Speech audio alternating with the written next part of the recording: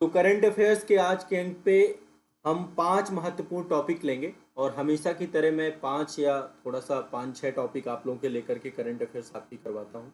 उसी जो है पूरे प्रोस्पेक्टिव में पूरा का पूरा सेशन आप लोग का स्टार्ट हो रहा है। तो देखिए, जो पहला टॉपिक है आपका करंट अफेयर्स का, आप देखिए, अब हमारे पड़ोसी देशों की बात करें तो पड़ोसी देशों में पाकिस्तान की हालत बहुत ख़राब है।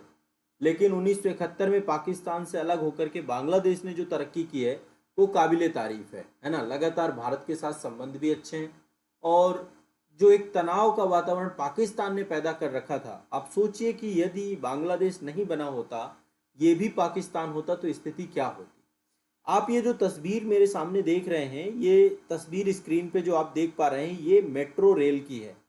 और आपको शायद सुन करके बहुत अच्छा लगेगा कि हमारा पड़ोसी देश बांग्लादेश ने भी पहली मेट्रो रेल सेवा चालू की है। ठीक है, तो बांग्लादेश के द्वारा पहली मेट्रो रेल सेवा चालू करना ये दिखाता है कि देश में यदि विल पावर हो वहां पे काम करने की। 1971 पे बना ये कंट्री, और आप खूब सोचे, सिर्फ और सिर्फ डेमोक्रेटिक सिस्टम को इन्होंने बहाल किया और प्रोग्रेसिव तरीके से काम किया। आज एक बहुत अच्छी दक्षिण भारत में एक उभरती हुई अर्थव्यवस्था के तौर पे बांग्लादेश को आप देख सकते हैं। तो दिसंबर 2022 में भारत के पड़ोसी देश बांग्लादेश ने मेट्रो रेल सेवा चालू की है। हाँ, यहाँ पे आप देखेंगे जापान के सहयोग से स्टार्ट किया है। किसके सहयोग से? जापान के सहयोग से। जैसे कि आपको भारत के बारे में भी पता है कि जब हमने भी, जो हमारी डीएमआरसी है, दिल्ली मेट्रो है, या जो मेट्रो प्रोजेक्ट है, जापान की टेक्नोलॉजी और जापान के सहयोग से हमने भी स्टार्ट किया था। तो ढाका में आरंभ हुआ। ये आप जो देख पा रहे हैं, बांग्लादेश की राजधानी ढाका है। और जो है शेख हसीना, जो बांग्लादेश की इस समय प्रधानमंत्री हैं, उनके द्वारा जो है इसका उद्घाटन किया गया प्रॉपर्ली। तो ये अपने आप में एक बहुत बड़ी बात है। तो यह मेट्रो सेवा जापान के सहयोग से प्रारंभ की गई है। बांग्लादेश की पहली मेट्रो सेवा है। ठीक है, बांग्लादेश की पहली मेट्रो सेवा है और ये आपको ध्यान रखना है। अब देखिए, भारत के साथ संबंधों की बात करें, यदि आप बांग्लादेश जब भी बात आती है तो फिर भारत के साथ उसके संबंधों को लेकर डिस्कशन जरूर होता है। तो 18 मार्च, यहाँ पे एक एक दो फैक्ट और बता देता हूँ। वैसे मैं टॉपिक आपका कवर कर चुका हूँ, लेकिन फिर भी एक बार रिवाइज भी हो जाएगा आपका। 18 मार्च 2023 को, अभी जो बीत गया आपका 2023 को, प्रधानमंत्री नरेंद्र मोदी और जो बांग्लादेश की प्रधानमंत्री शेख हसीना थी, इन्होंने एक ज्वाइंट सेशन किया और वर्चुअल माध्यम से भारत और बांग्लादेश मैत्री पाइपलाइन, है ना, इसको बोलते हैं IBEP, वो IBFP, भारत बांग्लादेश मैत्री पाइपलाइन, है ना, India Bangladesh friendship pipeline, IBFP, इसका उद्घाटन किया गया था, इसका लोकार्पण किया गया था। लगभग 131 किलोमीटर लंबी जो है आपकी ये पाइपलाइन थी। और ये पाइपलाइन जो है, जो नुमालीगढ़ रिफाइनरी है हमारी, सिलीगुड़ से लेकर के बांग्लादेश पेट्रोलियम कारपोरेशन तक इसको पूरा जोड़ा गया है। और इससे देखिए क्या होगा, जो एक सबसे बड़ा संसाधन है ऊर्जा, और उसमें से पेट्रोल, उसकी जो एक एक्सपोर्ट इंपोर्ट है दोनों कंट्रियों के बीच में, उसको लेकर के सहायता मिल पाएगी। बांग्लादेश को इसमें बहुत बड़ी हेल्प मिलेगी। तो भारत बांग्लादेश मैत्री पाइपलाइन का भी उद्घाटन किया गया था वर्चुअल माध्यम से, भारत के प्रधानमंत्री और शेख हसीना दोनों के मध्य। तो एक तो ये आपको हमेशा याद रखना। और एक चीज अभी मैंने और आपको बताई थी, अप्रैल 2022 में शहाबुद्दीन चप्पू, ये बांग्लादेश के 22वें राष्ट्रपति के तौर पे इन्होंने शपथ ली थी। शहाबुद्दीन चप्पू, है ना, ये मैंने आपको बताया था। तो ये थोड़ा सा कुछ फैक्ट याद रखना है, लेकिन मेनली जो ये टॉपिक है, क्योंकि पहले टॉपिक में सारे आपके कंप्लीट कर चुका हूँ। बांग्लादेश के द्वारा जो है, हमारे पड़ोसी देश के तौर पे बांग्लादेश ने जापान के सहयोग से पहली मेट्रो रेल सेवा स्टार्ट की है। ये आपको याद कर लेना है। ठीक है, अब देखिए आगे चलते हैं। अगली खबर यूरोप से है आपकी, है ना। देखिए, यूरोप में आपको पता होगा कि यूरोपीय यूनियन है और इसमें कई सारे कंट्री आपस में जुड़े हुए हैं। वैसे अभी इससे पहले यूरोपीय यूनियन से ब्रिटेन हट गया था। ब्रेग्जिट के बारे में आप सभी ने सुना होगा। तो यहाँ पे इन्होंने क्या कर रखा है, जो यूरोपीय यूनियन के सदस्य देश हैं, इन्होंने एक साझी मुद्रा बना रखी है जिसका नाम है यूरो, है ना। एक साझी मुद्रा बना रखी है, एक तरीके से देखिए एक आर्थिक संगठन के तौर पे है। और ये राष्ट्र, मतलब इन्होंने अपनी इकोनॉमी को बूस्टअप करने के लिए सब एकजुट हो गए, एक साथ आ गए, साझी मुद्रा, एक ट्रेड सिस्टम डेवलप कर लिया, है ना। तो अभी यूरो जोन को अपनाने वाला एक 20वां देश बन चुका है, 20वां देश बना है जो कि यूरो जोन का सदस्य बन चुका है, यानी कि जिसने अपनी मुद्रा, मतलब अपनी खुद की मुद्रा की जगह पे कॉमन मुद्रा चुन ली जिसका नाम है यूरो।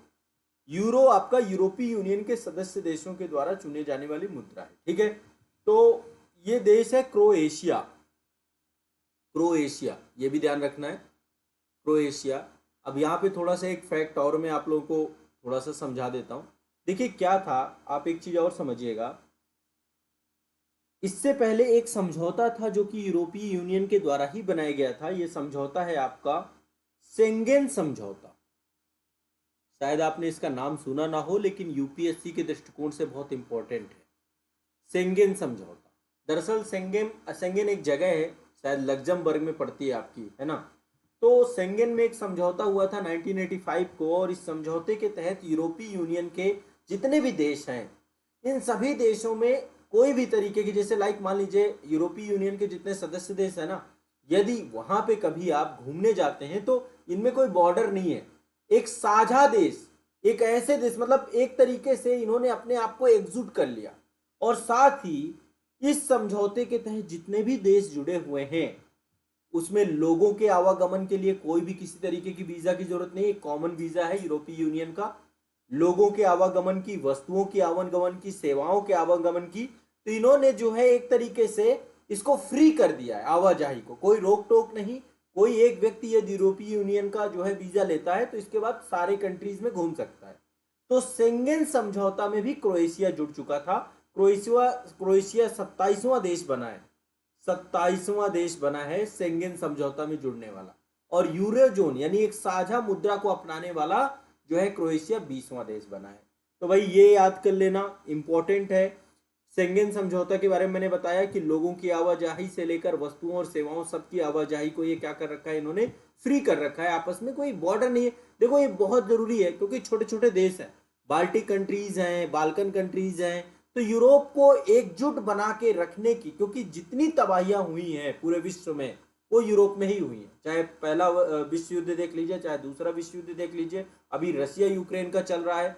तो इनको बार मतलब ये अपनी अर्थव्यवस्था को बूस्टअप करने के लिए इन्होंने आपस में एक समझौता कर रखा, और उस समझौते के तहत ये यूरोपीय यूनियन के जितने भी देश हैं सारे के सारे एक साझी मुद्रा, एक साझी सीमा, ये सारी चीजों को, एकजुटता को इस्टेब्लिश करने का प्रयास करते हैं, ठीक है।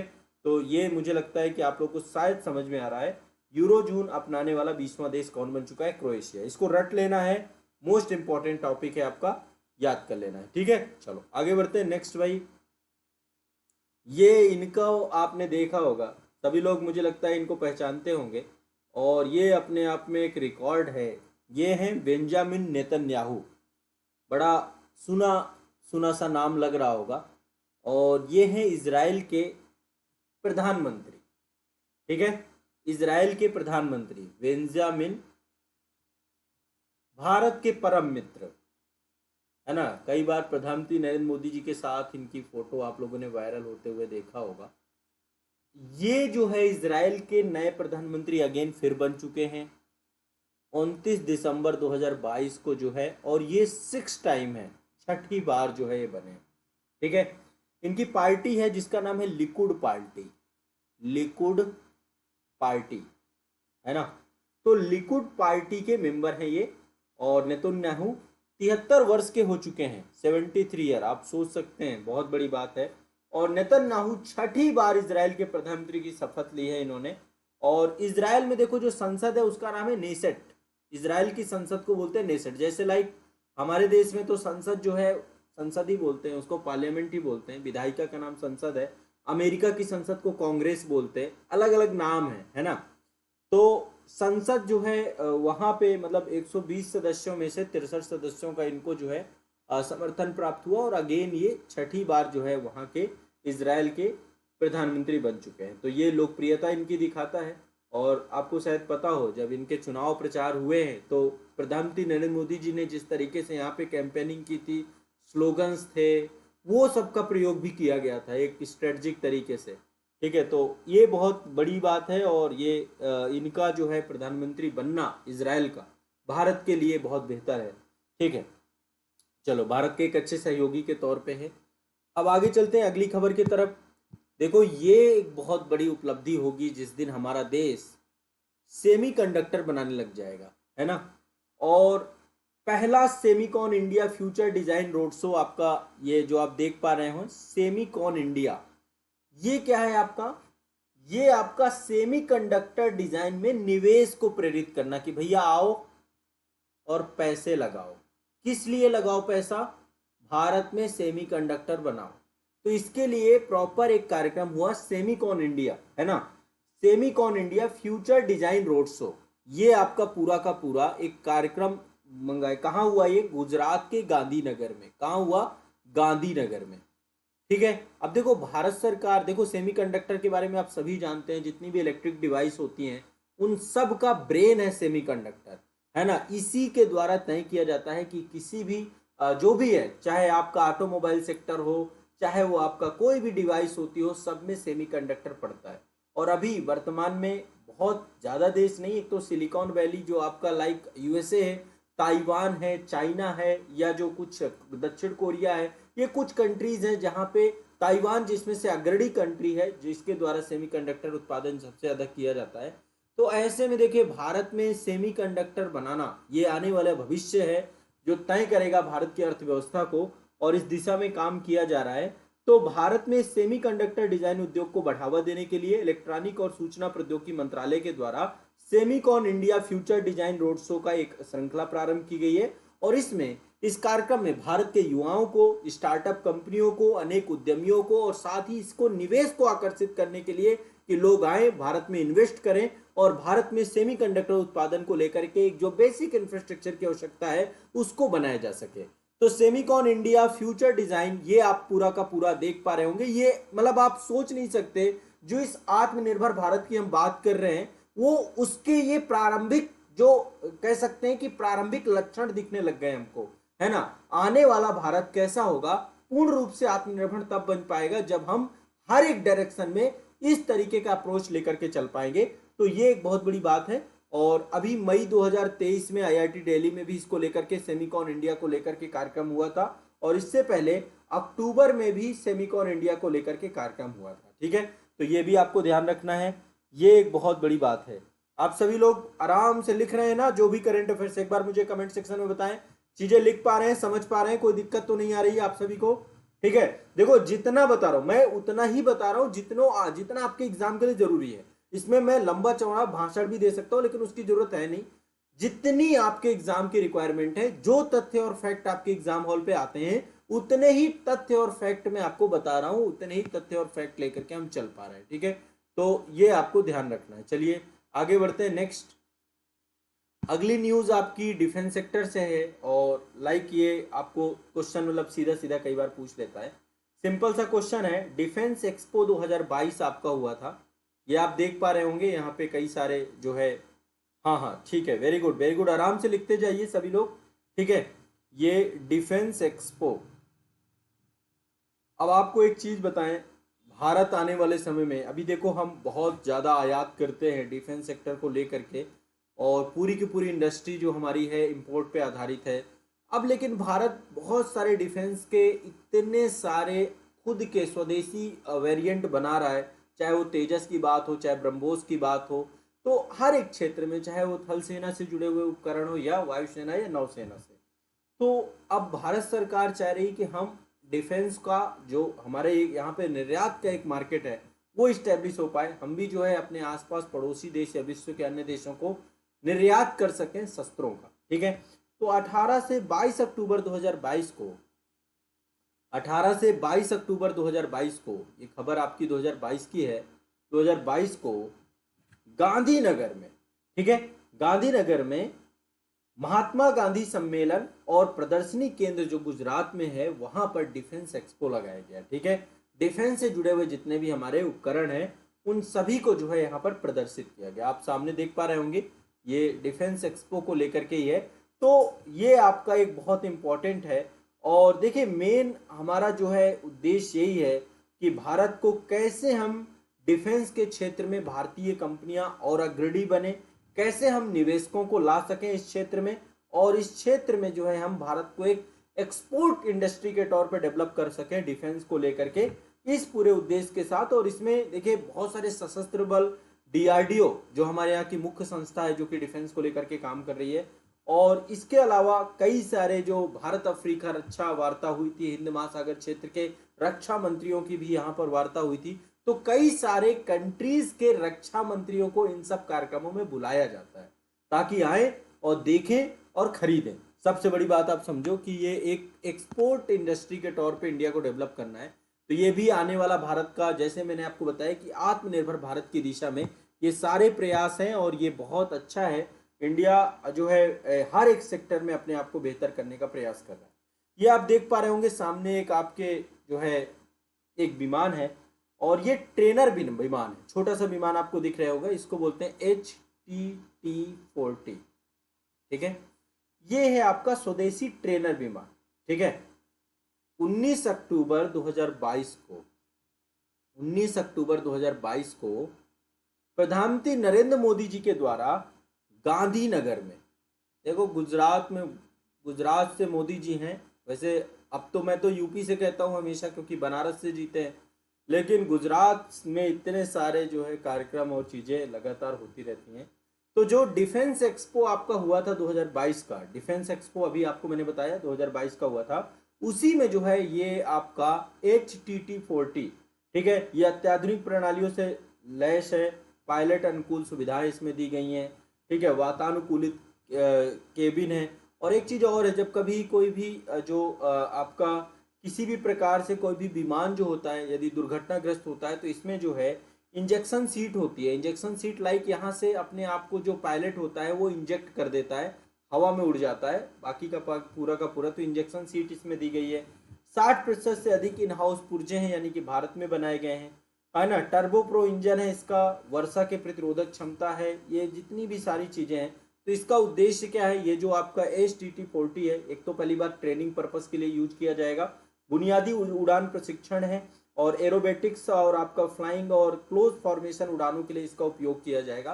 तो ये आपको ध्यान रखना है, ये स्वदेशी तौर पे डेवलप किया गया है HTT-40, ये आपका स्वदेशी ट्रेनर विमान है। ठीक है, ध्यान रखना है। डिफेंस से जुड़ी हुई एक खबर ये है आपकी, ये आप देख पा रहे होंगे, बहुत ज़्यादा बड़ा नहीं है और ट्रेनिंग के लिए बहुत बड़ा जाने की जरूरत भी नहीं।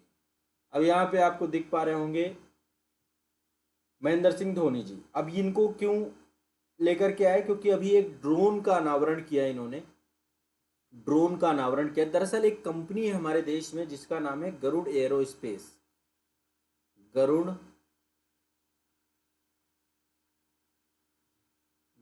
एरोस्पेस,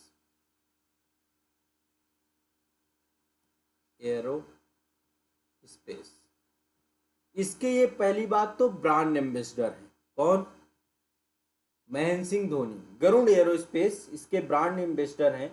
तो अभी स्वदेशी रूप से विकसित एक कैमरा ड्रोन है, ये आप देख पा रहे होंगे, यहाँ पे ये कैमरा लगा हुआ है, ये क्या है आपका कैमरा ड्रोन। कहाँ पे डेवलप किया गया? भारत में। इस कैमरा ड्रोन का नाम रखा गया है ड्रोनी। क्या नाम रखा गया? ड्रोनी। इसका अनावरण किया है, ठीक है, महेंद्र सिंह धोनी के द्वारा ही किया गया है। अब इसका ड्रोनी का उपयोग कहाँ पे किया जाएगा? एक तो एग्रीकल्चर में किया जाएगा, कृषि में, है ना। अब देखो एग्रीकल्चर में बड़े स्तर पे काम, अभी आपको पता है किसान ड्रोन का संकल्पना जो प्रधानमंत्री जी के द्वारा दिया गया, तो महेंद्र सिंह धोनी जी के द्वारा ये जो है आपका ड्रोनी का जो है पूरा का पूरा प्रयोग किया गया। और बैटरी से चलने वाला यह ड्रोन लगभग 30 एकड़ भूमि पर कीटनाशकों का छिड़काव कर सकता है। तो कीटनाशक छिड़काव को लेकर के जो किसान ड्रोन की संकल्पना है, उसी सेगमेंट में ये ड्रोन पूरा आपका लॉन्च हुआ है, महेंद्र सिंह धोनी के द्वारा किया गया है, नाम इसका ड्रोनी है, और ये गरुड़ एरोस्पेस के द्वारा इसको बनाया गया है, जिसके ब्रांड एम्बेसडर है। ठीक है, ध्यान रखिएगा। अब आगे चलते हैं भाई, बहुत इंपॉर्टेंट करंट अफेयर्स है। मिशन लाइफ, आप लोगों ने नाम ही शायद मेरे ख्याल से फर्स्ट टाइम सुना हो। ऐसे करके देखो बहुत सारे यूपीएससी में डायरेक्टली पूछ लेता है, मिशन लाइफ को लेकर के 4 स्टेटमेंट देगा। अब यहाँ पे मिशन लाइफ में यहाँ पे देखिए, लाइफ स्टाइल फॉर इन्वायरमेंट, ये पर्यावरण से जुड़ा हुआ मिशन है, पर्यावरण से जुड़ा हुआ मिशन है, पहले तो ये ध्यान रखना है। ठीक है, अभी आपको पता है कि संयुक्त राष्ट्र के महासचिव जो हैं एंटोनियो गुटेरेस भारत आए थे, और प्रधानमंत्री नरेंद्र मोदी जी के द्वारा उनकी उपस्थिति में ही मिशन लाइफ स्टार्ट किया गया था। तो मिशन लाइफ का अल्टीमेट गोल क्या है, पर्पस क्या है? इसका पर्पस है पर्यावरण की रक्षा करना, और इसके लिए व्यक्तिगत और सामूहिक तौर पर कम से कम 1 अरब भारतीयों और अन्य वैश्विक नागरिकों को साथ में जोड़ना। ठीक है, तो वर्ष 2028 तक भारत के सभी गांवों और शहरी निकायों में कम से कम 80% इनको पर्यावरण अनुकूल बनाना। ठीक है, जो आपके शहर और गांव हैं, शहर एंड गांव, इनको क्या करना है? इनको हमें 80% क्या करना है? पर्यावरण अनुकूल बनाना है। ठीक है, तो व्यक्तिगत तौर पे और सामूहिक तौर पे पर्यावरण को लेकर के मिशन लाइफ चालू किया। और देखिए, आप खुद सोचिए, हम लोग मंगल में जो है, पता नहीं, मुझे समझ ही नहीं आता है, मंगल में जीवन की खोज कर रहे हैं, दूसरी गैलेक्सी में जीवन की खोज कर रहे हैं। भैया, दूसरी गैलेक्सी तक पहुंच ही नहीं पाओगे। ये धरती है, धरती को बचा लिया तो सब कुछ हो जाएगा, और धरती के संरक्षण के लिए प्रयास किए जाएं, वही सबसे बेहतर है। जिस ग्रह में जीवन है वहाँ उसका रिस्पेक्ट नहीं है, उसका सम्मान नहीं है ना? मंगल में जीवन बसाएंगे, मंगल में कौन पहुंचेगा? मंगल में, ये बताओ। और दूसरी गैलेक्सी में तो पहुंच ही नहीं पाओगे, आदमी बीच में निपट जाएगा। आप खुद सोचिए, है ना? एक गैलेक्सी से दूसरे गैलेक्सी के बीच की जो दूरी है ना, यहाँ 70 साल का जीवन है, पहुँचते पहुँचते वहाँ पे हजारों साल लग जाएंगे फिर। तो ये सब मूर्खता वाली बातें हैं। पृथ्वी को बचाइए, पर्यावरण का संरक्षण करिए, उसी दिशा में पूरा का पूरा प्रोजेक्ट है। और जो आपको पता है, COP26 हुआ था, उसके जो है अंतर्गत ही ये पूरा संयुक्त राष्ट्र जलवायु परिवर्तन कार्यक्रम के कारण ही ये पूरा प्रारंभ किया गया है। और नीति आयोग जो है इसको डेवलप किया है। केंद्रीय पर्यावरण और वन एवं जलवायु परिवर्तन मंत्रालय जो है इसको अच्छे से करेगा। तो ये आपको ध्यान रखना है, हमारी पृथ्वी को, हमारे प्लेनेट को बेहतर बनाने के लिए, लाइफ को, जीवन को संरक्षित करने के लिए ये मिशन लाइफ का शुभारंभ किया गया था प्रधानमंत्री जी के द्वारा। अब अगला चलते हैं, अगला current affairs. Next current affairs, ये भी आपका अपने आप में खतरनाक है। देख पा रहे होंगे यहाँ पे एक ये प्लांट है आपका, ये दिल्ली में है, दिल्ली में एक ये प्लांट है।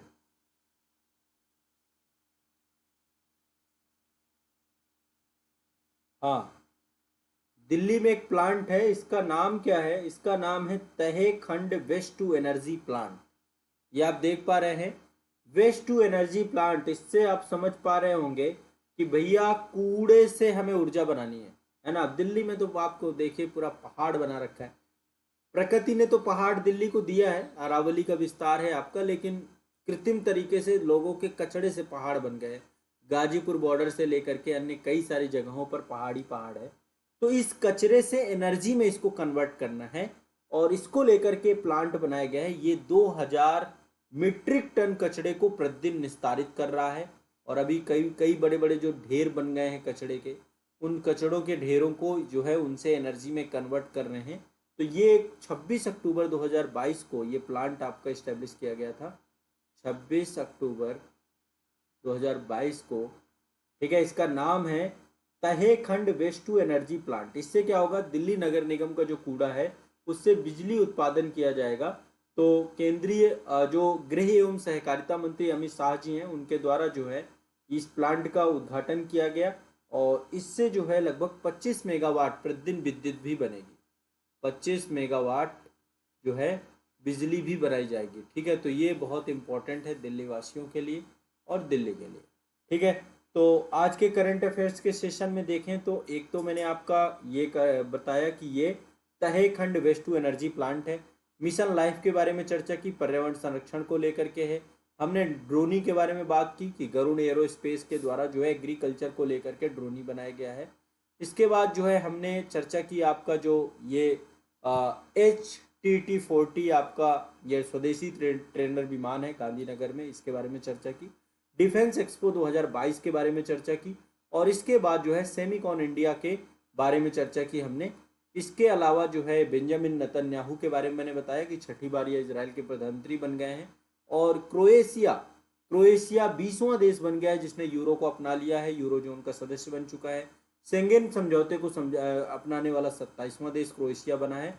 और बांग्लादेश में दौड़ने लग गई है मेट्रो रेल सेवा ढाका में। ठीक है, तो ये जो है आपके आज के करंट अफेयर से जुड़ी हुई महत्वपूर्ण विषय वस्तु, महत्वपूर्ण टॉपिक थे। मैं आशा करता हूँ कि आप सभी को ये टॉपिक समझ में आए होंगे। बस अब जितना बताता जा रहा हूँ इनको रिवाइज करते जाओ, रिवीजन ही की है, रिवीजन से ही होगा।